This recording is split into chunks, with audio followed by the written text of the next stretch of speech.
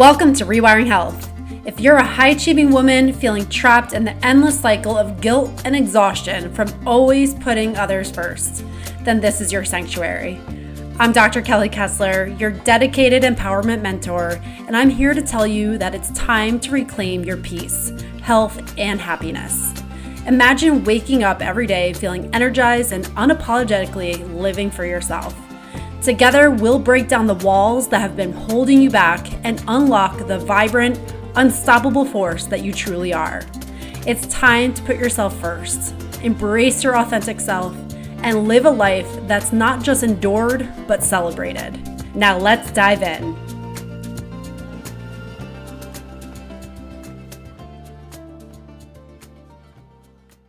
Have you ever noticed your skin reflects your stress?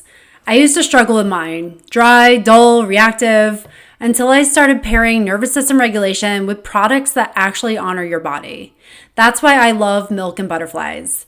They handcraft every formula with 100% organic ingredients and powerful aromatherapy oils. They aren't just products for your skin, they're rituals that restore hydration, resilience, and calm even in the busiest seasons of our life. You can try them for yourself and feel the difference. Head to Milk and Butterflies and use my promo code Dr. Kelly for free shipping. That's DRKELLY for free shipping. Also, check out the link in the description for the podcast. When you're in the thick of a busy season or chaotic or challenging time in your life, there's sometimes no other choice but to hold it together. But when things settle down, often that's when it hits you. That's when all the impacts of what it costs you to hold it together come smacking you in the face. And that's exactly what my guest Audrey Rose shares in this episode. She worked through the pandemic and experienced so much turmoil within her system and did not realize the impact until she had time to sit with it. Audrey Rose is a podcast host, author, keynote speaker, and community builder. She helps high-achieving women regulate their nervous systems, reconnect with themselves, and truly feel happy again without losing their ambition. I loved this conversation with Audrey, and so much I can relate to, and I think you will too. Of all the pressure so many of us experience to hold it all together, show up each and every day, and yet feeling the impact of that on our system. And that is why I'm so grateful for everything she shares in this episode. Enjoy. All right. So excited to have Audrey on the podcast today. So thank you so much for being here. Thank you so much for having me. I'm already loving this connection. Yes, definitely. I know we're just chatting for a little bit. There's gonna be so many things we can talk about, but where I want to start, because I find this interesting and something I can resonate with, is I know you started out as a nurse and you're working as a nurse. Can you talk about your transition from traditional medical field to more of a holistic approach? Yeah. Oh my gosh. I feel like, I don't know if you want to dive into my whole story right now or if you want to do that in a little bit, let me know. But I mean, I do have this whole burnout story, of course, stemming from the pandemic. But that's Yeah. really when things shifted, was when I really needed a lot more of a holistic support and a lot more of kind of the nervous system skills and really a completely different lifestyle from what I was Yeah. living. So, Yeah, yeah, let's get into it. I'd love to hear that because I think that's something I can resonate with. I'm sure a lot of people can. the pandemic was so hard on all of us for so many reasons, right? Everybody was home and having to take on all these new roles and all of that. For me specifically, it was a time of not slowing down at all, and it was increased work, which I'm sure you might have experienced too. It was, the census shot way up in the hospital. We had so many patients, and as a float nurse, my job is to kind of go where they need me. And so I became one of the main lead nurses on a pop-up unit for COVID patients. And it was, first of all, it was a pop-up unit, so there was a huge lack of organization. Second of all, in the healthcare field, you already know, I mean, we weren't prepared. It's not like we knew this specific thing was going to happen, this type of, virus. And so it was just this whole situation that was really new, and a lot of stress came along with that, of, starting a whole unit and figuring things out. And so I think most of us as helpers, as women, we kind of take on all these roles and decide that we're going to help, and we can create organization from the chaos, and I got this. And as how old? I was like 30 at the time. I think I had just turned 30 and I wasn't married yet. I was just kind of dating. It was just me and my dog. My family like disowned me. They were like, okay, we don't want germs. Like, no, like we'll FaceTime you. That's it. And so I really took this time to just, lean into that work. And I was like, I have so much time. It's just me and my dog. Like, I can do this. There's so many nurses there that have elderly parents or young kids they're taking care of, and it's scary for them. And I have the opportunity to really show up. And so I picked up almost every overtime shift possible. I was doing the lead nurse thing. And so I'm getting, as a lead, I had a lot of information I was learning about patient discharges and, how we're going to navigate COVID discharges back into the public. And all of this I was learning. And so I became kind of a touch person for us and then our sister hospital nearby. People were calling me at home. People were, I was going in on my day off to like teach people things, and it it became so much. It was like literally became my life. And I Mhm. really liked it at that time. I felt really important. I felt really needed. I felt really like, attached, and it was such a big purpose for me. And fast forward to, once it kind of slowed down a couple years in, I hit a major burnout. I started to see all the signs of burnout, ignored them, of course. I got this. I can't quit. Like my team still needs me. It's, whatever. And then finally, when that unit kind of, dissolved and the hospital went back to kind of the way things used to go and used to run, I had to take, like, my doctor literally forced me to take a 3-month sabbatical. And it took that entire 3 months just to come back to kind of a baseline, not even feeling like my usual self, but just kind of a baseline. And that time frame is when I really started to learn a lot of new tools, like all of the tools I had used prior in, my previous like personal development journeys and stuff, they weren't working. And so I had to like learn a completely new set of tools for this severe burnout. And now that's why like this is what I preach, this is what I teach, because I do not want anybody to experience what I went through. I mean, it was really bad.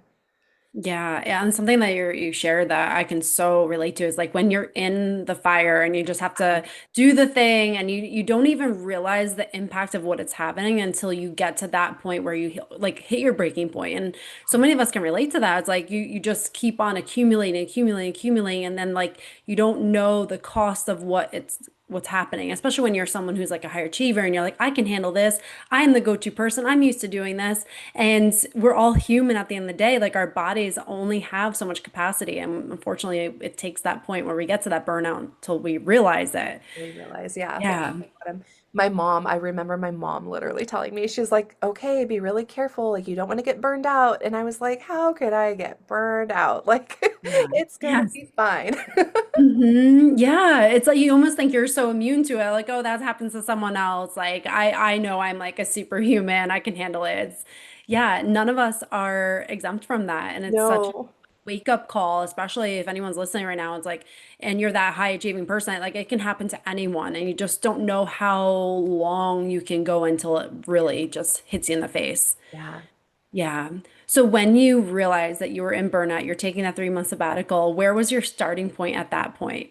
Like symptoms wise, I mean, I was in this state of it's really interesting. So it's actually called functional freeze, and I won't get into like all of the details because it's a little bit like boring, but it's a basically type of nervous system dysregulation. And I was noticing that I could function at work. So I was really, really tired, kind of like monotone almost, just like I could kind of get through the day. And as soon as I got home, I would just, kind of collapse onto the couch, and I couldn't be stimulated by other things. I couldn't, I could barely think straight and all of that.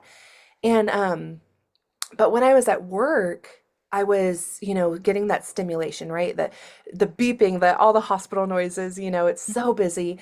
And I was able to really function really well and just, prioritize things and time management and, critical situations. And I could do that. And then the Mhm. second that my switch was like off, I couldn't function. I mean, I would cancel any friend that wanted to hang out with me during that time that wasn't freaked out, you know. I would cancel any plan. I would literally sit and rewatch the same shows over and over. Just nothing, you know, I didn't want new stimulation. I would just kind of doom scroll social media, but not really kind of registering what was going on. Just kind of laying around, to be honest. And it was crazy because I would like sit down on the couch and maybe pull up Instagram, and then it was like hours had gone by. And it was like, wait a minute, like what just happened? Like I didn't get anything done for myself, you know, none of my appointments or laundry or anything. Like it was insane. And I remember thinking like, how come I can go to work and I can be on and I can function and I can like save people's lives, but I can come home and not even do my own laundry? Mhm. It was it was crazy. And so finally, I got, you know, that this time off. My doctor put me on a leave. She did all helped me with all the paperwork, everything. And she was like, the first thing you need to do is completely veg out. Don't go have those high stimulation, you know, moments. We're not going to go to work. We're not going to do anything. I want you to sit on the couch and like watch cartoons and sleep. And it felt really weird as like that high achieving woman. I was like, I'm not allowed to do this. This is not productive. This is not okay. And I also felt like I was letting the hospital down. You know, I felt like I was such an important part, you know, during this whole thing. And I was like, you know, I'm letting everyone down now. But it didn't matter. Like, you know, the most important thing was my health and myself. So once I got to understand that and I started to kind of listen to her, and I was able to just kind of veg out, I slowly kind of noticed, you know, okay, like the rest is kind of helping, it's kind of sinking in. And now I'm opening up a little bit more capacity to do things that feel really good. And I think one thing led to another, and somewhere in there, I started to do yoga and I started to go to sound healing, and I learned about EFT tapping. And it was crazy. It was like this breadcrumbs that one thing led me to the other. And suddenly I was like in this full blown kind of like nervous system regulation, like rehab that I just kind of created on my own. And I was like, okay, like Mondays we go to sound bath, and Tuesdays, you know, I go to the group chant. I used to go to like a Buddhist temple and do this group chanting experience and all these things. And I would go just sit at the ocean. I would literally just go, and I live nearby, thank goodness. And I would just go sit in front of the ocean and in front of the water and just like zone out. And everything just over time, I started to kind of come back to myself. Yeah. Yeah. I mean, they talk about the breadcrumbs. It's so amazing when we're finally open and receptive, how much is literally trying to help us and guide us. But when we're so closed off and we're in that survival mode, it's hard to really see anything outside of what we're experiencing. But yeah, I had very similar experience with the breadcrumbs. I'm like, oh my gosh, it's like you can see the things that are put into your life to help Yeah. you. You just have to be open to it. So it's amazing. I'm curious in that time when you were transitioning from like, you know, the feeling bad about things, how did you navigate the feeling of guilt and how did that play a role in all of this? I like to kind of mention how I feel like there's two components of healing. I think that there's kind of like the mind part, then the body part. And the body part is really that somatic healing, and just kind of like if you've ever read or heard about the body keeps the score, you know, it's like our body holds on to things, our literally our fascia, which you'll know way more about, you know. We're holding on to all of this. And so our body really needs these body cues, you know, the sound healing, all of that goes straight to our body. But there's that mind component where it's like just those programs we've had forever and ever that tell us that this is not okay and we should be feeling guilty and the shame. And I do think that as much as, you know, I really preach the body component and all of that and the nervous system, we have to work on the mind part too. And so for part of that, I did work with a therapist for the very first part to really like rework my thought pattern around that, and to really, you know, she did a lot of like kind of like CBT stuff and just regular traditional talk therapy to just really like understand like why I was thinking about things that way, and then kind of refocus and just kind of understand that, you know, it's okay, like you really need this. And I think also what helped was I guess towards the end of like that shame or that guilt period was seeing the results too. Mhm. Because as I started to show up, consistently to sound healing and yoga and all of this, I did see the results that my body was able to feel safe, and I could kind of get that exhale, that full body exhale. I could access that feeling quicker. Like Yeah. at the beginning of EFT tapping, when I first started trying that modality, I mean, I would do it for like an hour. I would follow along a program and I would kind of be in my head, like, what am I supposed to be thinking about something? Oh, am I supposed to be doing? Am I doing this right? And constantly thinking. And then, I don't even know if I got that. I don't even think I got that full body exhale feeling the first few times. And now that I've consistently been practicing this for a few years now, I mean, within like a minute or two, it's like you just see that, you feel that change. So I think that, yes, starting to see like evidence that this is actually working for me really changed things. And I was like, okay, like I don't have to feel so bad. Like I see what this is doing for my body and how much I need this in my life. Yeah, it's sometimes hard to see how stuck you are until you get that evidence, and then you Yeah. realize like, oh my gosh, everything is so much more clear now, and I couldn't see it because you're stuck in that space, that pattern of behavior. It's amazing. And I'm curious, when you started diving into some of the patterns and the thoughts behind it, how much of that did you see the come through, like maybe limiting beliefs from your childhood, or did you see some things that were patterning in your life that drove you to this constant achievement? Yeah, absolutely. I mean, so much came up, and it's really cool how there's different meditations I did with one of my healers at the time. And I would go through these like deep meditations and so much. I mean, you could get so vivid back in that moment as like a 3-year-old where you were like, oh my God, I'm not being productive. And having these thoughts come through like as a 3-year-old where somebody's Yeah. telling you to be a little bit more productive. And I could literally see those situations that I hadn't had access to for years, and I could Mhm. like see them unfolding, and I'm like, "Oh my gosh, like this is exactly where it came from." Yeah, it's amazing. Yeah, like you So see cool. how much that plays a role in everything that you do and all the behaviors that you engage in. It's amazing. And as you during the burnout, I just want to go back into that. So when did you experience any physical symptoms with that? I know you said you're exhausted and had like the difficulty like focusing. Were there any physical signs that you were noticing in your body as well? Just like the big time was like the exhaustion, and it's so weird to even explain, but it's like this heaviness. It's like Hmm. literally lifting up my limbs was like it's like they weighed so much. It was like, oh my gosh. And the energy, just the full lack of energy. I could, it's so weird. It's like I feel like I had to be really stimulated to do anything. And then any of my time off, I mean, I was completely out of energy. There was nothing there, unable to think straight, like you mentioned, this just brain fog where I was like, literally at work, though, I could be kind of, if I was in that stimulation, if I was in that zone, I could do okay. But if I was home, I mean, it took so much to get through the brain fog. Like I couldn't even think straight. And it was Yeah. so weird. Like I'll never forget just I just am a verbal processor anyways, Mhm. but I would like literally have to call my mom or like my sister or something to like talk things out, very simple things. Like, should I do the laundry? If I did it on my way to the gym and then it'll be done when I get home. It's like I couldn't think straight at all. And Yeah. I would kind of like now that I look back, I'm just like, I just like want to hug that girl, I want to hug that version of myself. Like, this was so hard to go through. And honestly, I didn't know, like I had mentioned, I had a whole different set of tools from my prior, journey and all of that, that, they weren't working. And if I had known some of these different like somatic healing tools, or if I had known or been implementing some of this and, definitely working less, Mhm. I would have had such a different outcome, and I wouldn't have gotten to that severe point of burnout had I just been kind of regulating this entire time. But you know how it is. I mean, in the hospital, it's crazy. You're rushing around, it's nuts.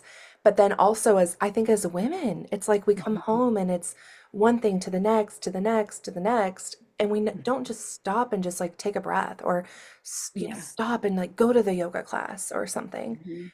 And Yeah.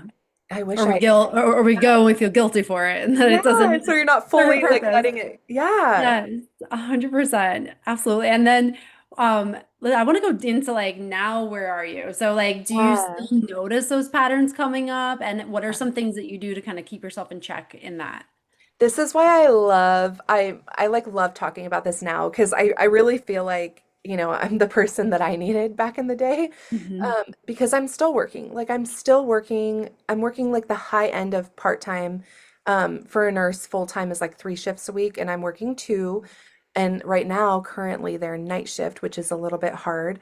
So I think that like getting to come on and talk about this and share the word in the situation that I'm currently in, just like really, it lands for people because it's like I'm still doing all the things, but I'm being so much more intentional about how I spend my time and how I spend my time off and actually like doing the tools, making like non-negotiables in my routine of like, I now like fast forward, I am certified as a sound healer and I do all these things that healed me, but doing it for myself or going and signing up for the class and like being poured into myself. So really taking the time to do these things because I recognize when I start to get that burnout and I start to see those early signs because I'm human. It's like we're all human. And Yeah. I like really want to make sure that that point is like so clear that, we still have our jobs and all of our responsibilities and all of these things again as women. And I definitely am still, I'm not immune to the burnout just because it's something that I preach, right? So just making sure that, yeah, like when there's a period of heavy work time, like recently I was just working a bunch of overtime. And so it was like, okay, then that means like double time on the regulation, like double Mhm. time on the breath work. Like Yeah. when there's, a really hard night, it's like you got to come home, we got to release, we got to, you know, even in between patients at work, sometimes I'll literally go and just do a quick box breathing practice or something. But yeah, so it's a lot more now, it's more being able to recognize things earlier and making sure that I implement a lot of that, intentional time to regulate. Mhm. Yeah, I appreciate you sharing that because I think that's a big sticking for point for people because they're like, well, how do I just quit my job? How do I just find the time? I'm raising kids Yeah. and everything, but it's not about changing all those things. It's about Mm. elevating and expanding your capacity to handle those things. And so there's so much power in that when you do integrate these practices to be able to buffer the Yeah, stresses that inevitably are going to happen in your life. So absolutely. yeah, absolutely. And then do you mind just sharing a little bit of what your routine looks like today? Like what is your daily practices? What are some things you Yeah. do that currently are I love helping that you? question because it's like, Mhm. I like again, like that question just kind of highlights how things are real, like real in real life because Yeah. I think that we see so many women online or whatever that, are sharing like a 30-step morning routine and the perfect smoothie to like prevent, burnout and whatever. And it's like we want to be realistic because our lives are realistic. Like we are Mhm. still doing all of that. For me, honestly, it's, getting enough sleep. That's one of my biggest things is I absolutely need enough sleep for my body to repair, for my hormones to work properly, all of that. So getting a lot of sleep. And then I try to wake up, try to start my morning. There's mornings when I scroll on Instagram and all of that. We all do. But for the most part, trying to start my morning with like getting some sunshine if I can, just get that sunshine, get some water, kind of hydrate all of that. And then I always do like a quick, somatic healing practice. So that could be, it just depends on how much time I have. But the three that I love the most are the, sound healing, EFT tapping, and then breath work. And there's so much more out there, but I've just kind of focused on those because they worked for me. And then I've seen a lot of studies that prove how they do work, and I like that evidence. So, Yeah. so it just depends on how much time I have. Like if I have a lot of time, I'll pull out a few of my bowls and like, do a little session for myself. Or if it's like 5 minutes till go time for the day, like, it's a quick EFT, like quick tapping session, something like that. Mhm. But just trying to fit it in the morning sets me up. And you can do these Mhm. things anytime, it's okay. But I like to kind of give myself that, we come back into that regulated state so we have more capacity to like do all the things all day. Yeah, absolutely. And then like that morning routine, it really is key because you can see when you don't do it that how things can fall apart. I noticed that the other day. I like Thursday was a crazy morning, skipped some of my things, and it was like hot mess express that day. And it's like, so you can see how these really do make a difference when you integrate these practices into your routine. And the sound healing, I can definitely testify to that because that is such an amazing, it's just so amazing to experience that. I just started doing that a few months ago and I just absolutely love it. It's been amazing. So I love that you do it yourself. So Yeah. you do the bowls and then you just like yeah, that's Just awesome. play, and I get into like this whole zone where like sometimes I'll just be playing Yeah. forever, and my husband's finally like, "Okay, honey, like a little loud," but like, but I just like get into the zone. I'm just like loving it. But I think like that's one of the things that I love the most about these kinds of Mhm. tools that get you into your body is as, Yeah. an analytical person and as like that high achiever brain, right? And I think again, like as a woman in general, we just have this, we're able to multitask, we're able to think a lot. Mhm. And so we do. And so Yep. for me, it's been the ability to get like out of my mind and get into my body and just like as soon as I start to play or, after a couple minutes of tapping and you get into that kind of zone, it's like I'm not thinking as much. Like thoughts will Mhm. pop in, but they're, it's more meditative. And so I can Yeah. kind of release them. And so it's like having that clearing my mind, having that time to Mhm. just clear my mind. It feels so good. Yeah, absolutely. And it's like when you have that experience of getting out of your mind and into your body and having those calm moments, it's like you don't want to come back. Like it's, Yeah. sometimes people think of these things, okay, well, it's a half hour. How do I fit a half hour in? But like when you do that half hour, you're like, can I please have more? Like it's not something that you have to add on or just another thing to check off your list. It's like you just love it. It becomes something that brings joy in your life. So it becomes so much easier to integrate it into your life. Yeah, And totally. So good. yeah, and for someone who wanted to connect with you, learn about more about what you do, can you share where they can find Of you? course. I have something I would love to give you guys. Yeah. I have like a free training. It's like 45 minutes long, or it's more of like a class, where I give you like a very simple, like 2-minute breath work that you can do like anywhere, anytime. People are probably not going to notice you doing it. And really just a little bit of more teaching in depth why nervous system regulation, like why it's so important and kind of like what it really is. So if you want to DM me on Instagram at Hello Audrey Rose, just send me the word reset and I'll send that over to you. But Instagram is like definitely the best place. Like I have everything linked there, the podcast, all the things. It's all Mhm. linked there. And so, yeah, it's the best. Amazing. I'll put everything in the show notes. So definitely connect with Audrey. And I'm just so grateful for everything we chatted about today. And I really just hope it resonates with someone today who maybe is feeling like they're in the thick of the burnout and knowing that on the other side, there really is so much more freedom in life. And it doesn't have to last forever if you choose something different today. So thank you again. And for anyone who's listening, definitely share this episode with someone who could benefit from it. It's only through sharing that we really can expand this and allow more people to experience life through a different lens. So thank you so much. Thank you. Thank you so much for tuning into this episode. If there was something in this episode that really resonated with you or a message that stuck with you, please share it with someone else. It's only through sharing these messages that we can start to rewire our minds to feel empowered and live the life that we truly desire. Please subscribe so you never miss an episode. And again, thank you so much for tuning in to Rewiring Health.